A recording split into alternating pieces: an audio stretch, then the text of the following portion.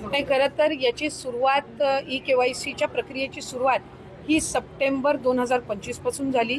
पहिली मुदत ही नोव्हेंबरपर्यंत दिली होती. त्याच्यानंतर 31 डिसेंबरपर्यंत त्या मुदतीमध्ये वाढ करण्यात आली. त्याच्यानंतर 31 मार्चपर्यंत आणि आता एप्रिल 30 तारखेपर्यंत त्या मुदतीत वाढ करण्यात आलेली आहे. अनेक महिला ज्या आहेत ज्यांनी ई-केवायसीच्या प्रक्रियेमध्ये त्यांना ती प्रक्रिया पूर्ण झाल्यानंतर किंवा करत असताना काही ज्या अडचणी येत होत्या त्या संदर्भामध्ये त्यांनी आमच्याकडे काही सूचना आणि तक्रारी दिल्या. त्यानुसार ही मुदतवाढ ही देण्यात आलेली आहे. अनेक महिला लाभार्थी ह्या त्या मुदतीचा दिलेल्या मुदतीमध्ये ती दुरुस्ती करून ते सबमिट करत आहेत.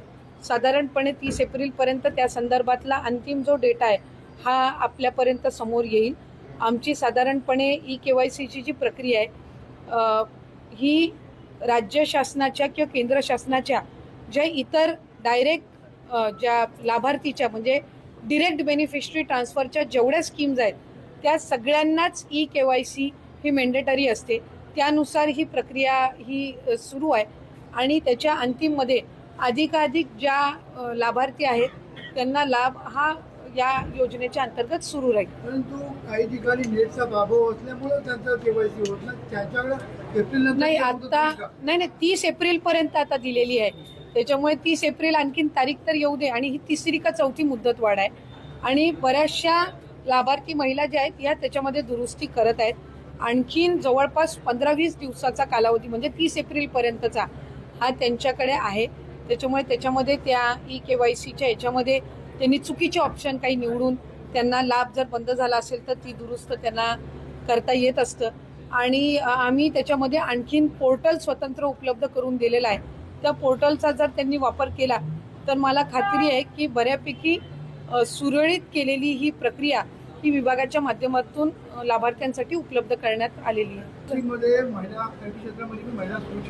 IT क्षेत्रामध्ये बरं नाही, या प्रकरणाची माझ्याकडे आणखीन सविस्तर माहिती नाही. पण जर काही लोकप्रतिनिधींनी हा मुद्दा घेतला असेल आणि मला खात्री आहे की नाशिकचं पोलीस प्रशासनसुद्धा याच्यावर या संदर्भामध्ये त्यांनी गांभीर्याने दखल घेतली असेल.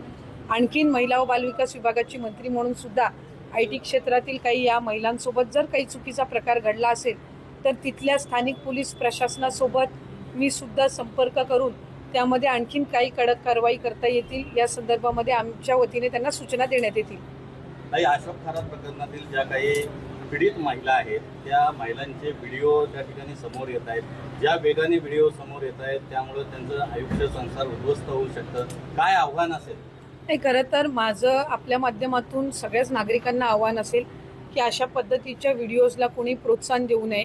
आपल्याकडे जर ते त्या पद्धतीनं आले असतील तर त्याची रीतसर तक्रार त्यांनी पोलिसांमध्ये करावी आणि आपल्याकडून ते दुसऱ्या कोणाला फॉरवर्ड होणार नाहीत याची दक्षता एक नागरिक म्हणून आपण पहिलं घेणं आहे.